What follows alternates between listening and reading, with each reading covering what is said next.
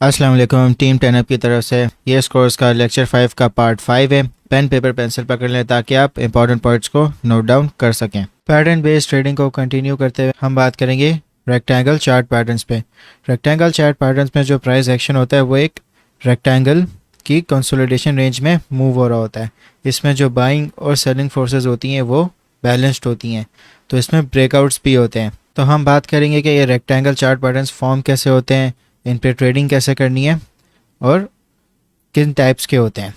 दो टाइप के rectangle chart patterns होते हैं, एक होते हैं वाइड रेंज रेक्टेंगल और दूसरा होता है नैरो रेंज रेक्टेंगल। फ़र्क सिर्फ इन दोनों में हाइट का होता है। वाइड रेंज में जो रेक्टेंगल होता है उसकी हाइट ज़्यादा होती है और नैरो रेंज में उसकी जो हाइट होती है वो कम होती है। तो जो प्राइस एक्शन है उसकी वॉलेटिलिटी ज़्यादा होती है वाइड रेंज रेक्टेंगल में, और मोस्ट लाइकली जो इसमें चांस होता है कि जो प्रायर ट्रेंड है उसका रिवर्स इसमें हो जाए। मगर नैरो रेंज में ये होता है कि जो प्राइस होती है वो सेम डायरेक्शन में मूव होती है और ब्रेकआउट हो जाती है जो भी उसका प्रायर ट्रेंड होता है। तो दोस्तों इनको बेहतर समझते हैं ट्रेडिंग व्यू पे। तो दोस्तों जैसा कि आप देख सकते हो कि ये यहाँ पे नैरो रेंज ट्राइंगल है और यहाँ पे वाइड रेंज ट्राइंगल है। तो हम इनकी साइकोलॉजी समझते हैं। आप जैसा कि देख रहे हो कि नैरो रेंज में एक अप ट्रेंड चलता है और फिर एक पॉज आ जाता है, क्योंकि यहाँ पे बाइंग और सेलिंग फोर्सेस इक्वल होती हैं। बायर्स भी उतने होते हैं, सेलर्स भी उतने होते हैं। फिर उसके बाद एक स्ट्रॉन्ग अप ट्रेंड का मूव आता है, जो भी इसका प्रीवियस ट्रेंड होता है उसको कंटिन्यू कर रहा होता है। मगर वाइड रेंज में क्या होता है कि एक अप ट्रेंड चल रहा होता है और जब ये रेक्टेंगल कंसोलिडेशन में आता है तो एक बहुत कन्फ्यूजन होता है, जिसमें आपको फॉल्स ब्रेकआउट्स भी मिलेंगे और फिर जो ट्रेंड होता है वो मोस्ट लाइकली रिवर्स हो जाता है। नैरो रेंज की हाइट इसलिए कम होती है क्योंकि एक पॉज होता है कि बायर्स और सेलर्स इक्वल होते हैं, तो एक साइडवेज मूवमेंट होती है। वाइड रेंज रेक्टेंगल में कन्फ्यूजन होता है, तो इसलिए इसकी जो हाइट होती है वो ज़्यादा होती है, क्योंकि बायर्स भी ज़्यादा होते हैं, सेलर्स भी ज़्यादा होते हैं, दोनों कन्फ्यूज़ होते हैं कि क्या मार्केट में मूव करना होता है, तो इसलिए इसकी हाइट ज़्यादा होती है। कन्फ्यूजन वाइड रेंज ट्रायंगल में इसलिए होता है क्योंकि जो बायर्स और सेलर्स होते हैं वो कंफ्यूज होते हैं। उनको लग रहा होता है कि ट्रेंड या तो कंटिन्यू होगा या रिवर्स होगा, तो आपको प्राइस एक्शन में एक बहुत कन्फ्यूजन मिलता है कंसोलिडेशन रेंज में। हमारा मकसद ये है कि हमने किस तरह अपनी ट्रेड या पोजीशन को प्लेस करना है कि जब भी कोई बड़ा मूव होने वाला है। इसकी चार स्ट्रेटजीज़ हैं, दो नैरो रेंज रेक्टेंगल के लिए और दो वाइड रेंज रेक्टेंगल के लिए। तो दोस्तों नैरो रेंज रेक्टेंगल की दो स्ट्रेटजीज़ हैं, एक्यूमुलेशन प्लस ब्रेकआउट और trend pull back plus breakout. ये दो स्ट्रेटजीज़ हैं नैरो रेंज रेक्टेंगल की। वाइड रेंज रेक्टेंगल की बाय लो सेल हाई और ब्रेकआउट प्लस पुल बैक। अब हम हर एक स्ट्रैटेजी को बहुत डिटेल में कवर करते हैं। तो दोस्तों नैरो रेंज रेक्टेंगल की सबसे पहली स्ट्रैटेजी पे बात करते हैं, एक्यूमुलेशन प्लस ब्रेकआउट। एक्यूमुलेशन का मतलब कंसोलिडेशन ही है। तो दोस्तों जैसा कि आप देख सकते हो कि एक डाउन ट्रेंड चल रहा है, फिर उसके बाद एक पॉज आ जाता है और कंसोलिडेशन शुरू हो जाती है, जिसमें आप एक साइडवेज मूवमेंट देखते हो। तो दोस्तों जब कंसोलिडेशन होती है या जब ये पॉज आता है तो जो वॉल्यूम होता है वो लो होता है, मगर जिस वक्त आपका ब्रेकआउट होने वाला होता है तो आपको एक बहुत शार्प इंक्रीज नज़र आता है वॉल्यूम में। तो जब आपका ब्रेकआउट होता है तो उसका वॉल्यूम हाई होता है, तो आपको पता चल जाता है कि अब ब्रेकआउट होने वाला है। तो आप अपनी जो ट्रेड है वो आप जब आपको हाई वॉल्यूम नज़र आए तो आप समझ सकते हो कि ब्रेकआउट होने वाला है। तो जो प्रायर ट्रेंड चल रहा होगा उसको कंटिन्यू करते हुए आप अपनी ट्रेड ब्रेकआउट पे ले सकते हो। तो दोस्तों अगर आपको और सेफ प्ले करना है तो आप अपनी ट्रेड पुल बैक पे ले सकते हो, यानी कि जब ब्रेकआउट हुआ तो उसके बाद जो नेक्स्ट प्राइस एक्शन होगा उसमें आप अपनी ट्रेड ले सकते हो, और जो ट्रेंड प्रीवियस कंटिन्यू हो रहा उसके हिसाब से नेक्स्ट वेव भी वैसी होगी। दोस्तों एक और सिचुएशन है, अगर कंसोलिडेशन या एक्यूमुलेशन टाइम बहुत लंबे अरसे तक चलता है, जिसकी वजह से जो बायर्स हैं सेलर्स हैं ये डाउट करना शुरू हो जाते हैं कि जो प्रीवियस ट्रेंड चल रहा है वो कंटिन्यू होगा, तो जो पॉज होता है वो काफ़ी लंबे अरसे तक चलता है, फिर उसके बाद एक हाई वॉल्यूम आता है जिससे ट्रेंड रिवर्स हो जाता है। तो जब आपको हाई वॉल्यूम नज़र आएगा तो इसका मतलब ब्रेकआउट होने वाला है, तो आप अपनी ट्रेड इस पे ले सकते हो। मगर ज़्यादा सेफ प्ले करना है तो आप ब्रेकआउट का वेट करके ट्रेंड रिवर्सल कंफर्म करके पुल बैक पे आप अपनी ट्रेड ले सकते हो। मगर ये तब है जब आपका कंसोलिडेशन या एक्यूमुलेशन पीरियड काफ़ी ज़्यादा हो या बहुत लंबे अरसे तक वो चल रहा हो, जहाँ पे आपको प्राइस एक्शन में डाउट नज़र आए या आप खुद उसको डाउट कर रहे हो, तो ये सिचुएशन तब होगी। तो दोस्तों जो नेक्स्ट स्ट्रैटेजी है वो हमारी trend pull back plus breakout. Same concept है, अप ट्रेंड चल रहा है, लो वॉल्यूम है, फिर हाई वॉल्यूम आया और प्रीवियस ट्रेंड कंटिन्यू हो रहा है, ब्रेकआउट हो गया, फिर उसके बाद पुल बैक हो गया। मगर इसमें जो आप ट्रेड लोगे वो आप पुल बैक के बाद लोगे, जब आपको एक मज़ीद हाई वॉल्यूम नज़र आए और एक और ब्रेकआउट नज़र आए, तो ये आपका सेकंड ब्रेकआउट बनेगा पुल बैक के बाद, तो आप यहाँ पे अपनी ट्रेड करोगे।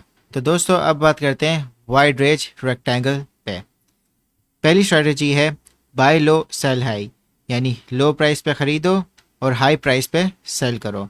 हमें पता है कि वाइड रेंज रेक्टेंगल में ब्रेकआउट्स का जो सक्सेस रेट होता है वो बहुत कम होता है, फॉल्स ब्रेकआउट्स ज़्यादा होते हैं और जो रियल ब्रेकआउट होता है वो बहुत कम होते हैं। तो कॉमन सेंस ये कहता है कि लो प्राइस पे ख़रीदो और हाई प्राइस पे फ़ौरन बेच दो। कंडीशन मगर ये है कि जो रेंज है वो क्लियरली आपकी डिफाइन होनी चाहिए, रेंज वाइड होनी चाहिए जो इसकी हाइट है।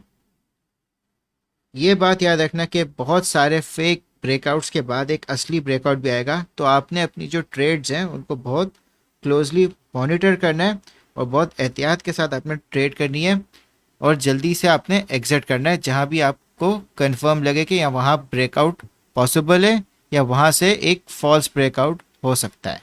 तो आपने ट्रेड्स इस तरह करनी कि जब ये रेक्टेंगल आपका बन जाएगा, आपकी रेंज क्लियरली डिफाइन होगी और उसकी हाइट होगी, तो आप लो पे बाय करोगे और यहाँ हाई पे सेल कर दोगे। फिर उसके बाद आप लो पे बाय करोगे और फिर हाई पे सेल कर दोगे। ये नहीं कि ये एग्जैक्ट यहाँ से ब्रेकआउट पे आए, आप थोड़ा सा ब्रेकआउट से पहले भी सेल कर देना।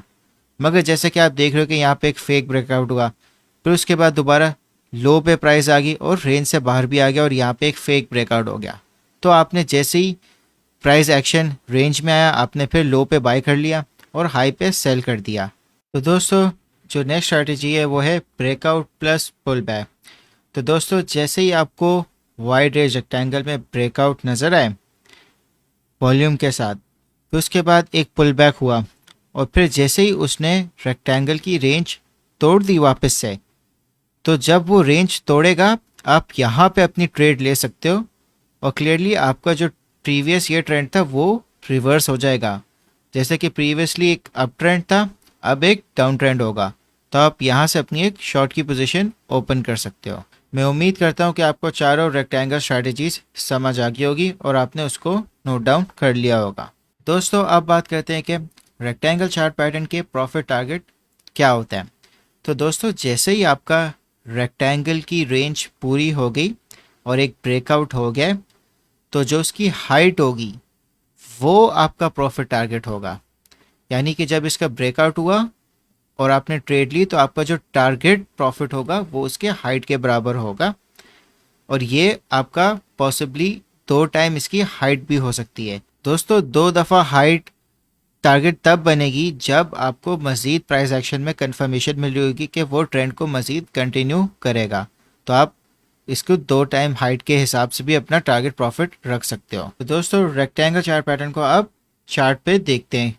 दोस्तों जैसा कि आप चार्ट पे देख रहे हो ये एक वाइड रेंज रेक्टेंगल है।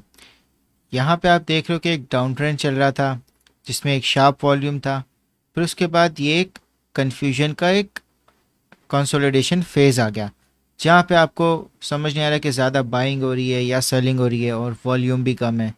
फिर उसके बाद आपने देखा कि फेक आउट्स भी हुए कुछ, फिर दोबारा से ये अपनी रेंज में आ गया। फिर आप देख सकते हो कि यहाँ पे एक ब्रेकआउट हुआ और एक हाई वॉल्यूम से ट्रेंड रिवर्स हो गया।